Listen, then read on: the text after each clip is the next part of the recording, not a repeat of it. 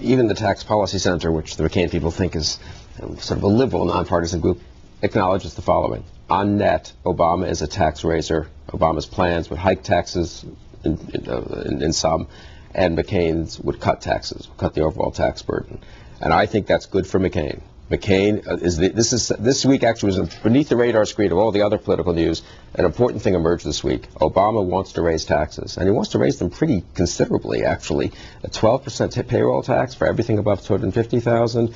The increased taxes on dividends and interest. Anyone who has investments in the stock market.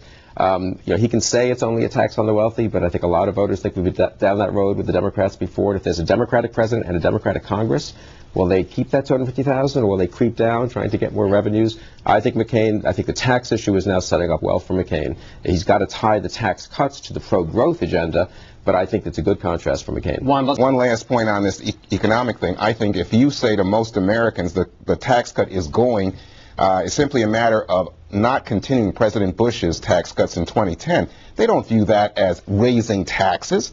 That's the wealthy who might say that, but it's not on average people who are feeling higher gas taxes. It's not on average people who have to pay more for food.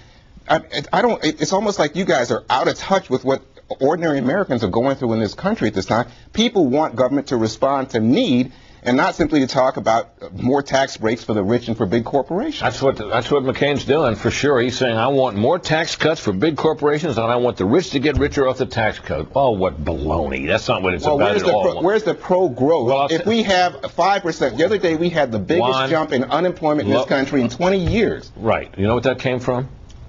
People coming out of school for the summer and they're going into the job market. We're at 5.5% unemployment. Right. By historical standards, that is remarkably low.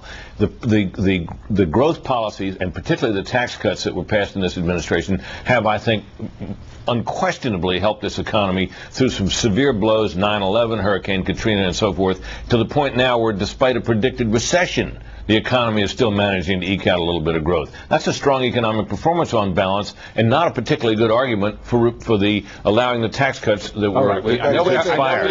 Justice Hume thinks that ordinary Americans aren't feeling any pain. I'm going to gavel you down again.